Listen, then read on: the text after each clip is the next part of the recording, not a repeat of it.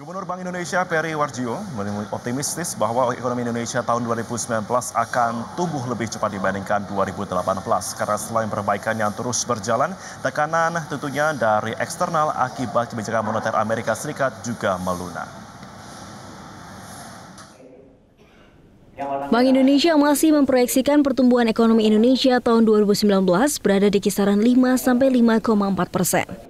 Sementara tahun 2018, pertumbuhan ekonomi hanya sebesar 5,17%. Gubernur Bank Indonesia Peri Warjio meyakini ekonomi Indonesia tahun ini akan tumbuh lebih cepat dibandingkan dengan tahun lalu. Bank Indonesia meyakini dan sangat optimis bahwa kinerja ekonomi Indonesia tahun ini dan bahkan tahun-tahun ke depan akan lebih baik.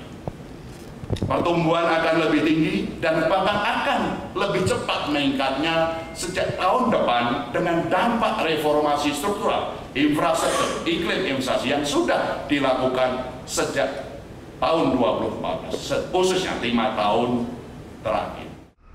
Reformasi struktural yang dapat meningkatkan daya saing, perbaikan iklim investasi, dan pengembangan infrastruktur diyakini akan dapat mendorong pertumbuhan yang lebih tinggi.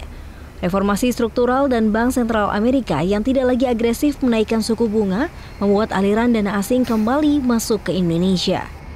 Deputi Gubernur Senior Bank Indonesia Mirza Aditya Suara meyakini aliran modal asing akan terus mengalir ke tanah air tahun ini. Jadi sejak kuartal 4 2018, Indonesia menikmati dana dari luar negeri yang masuk kembali ke Indonesia.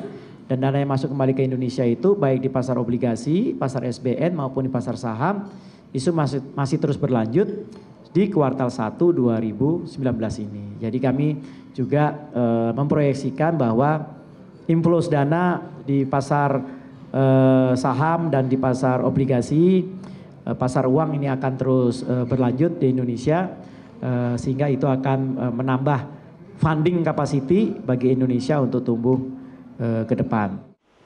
Data Bank Indonesia menunjukkan total aliran dana asing yang masuk ke dalam aset keuangan dalam negeri sejak awal tahun hingga 21 Maret 2019 mencapai 73 triliun rupiah.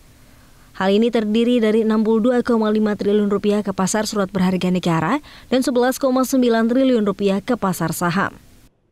Porsi aliran dana asing ini diperkirakan dapat membuat neraca pembayaran kuartal pertama 2019 akan mengalami surplus dan defisit transaksi berjalan akan berkurang. Dari Jakarta, Marnia Zain Muhardi, Metro TV.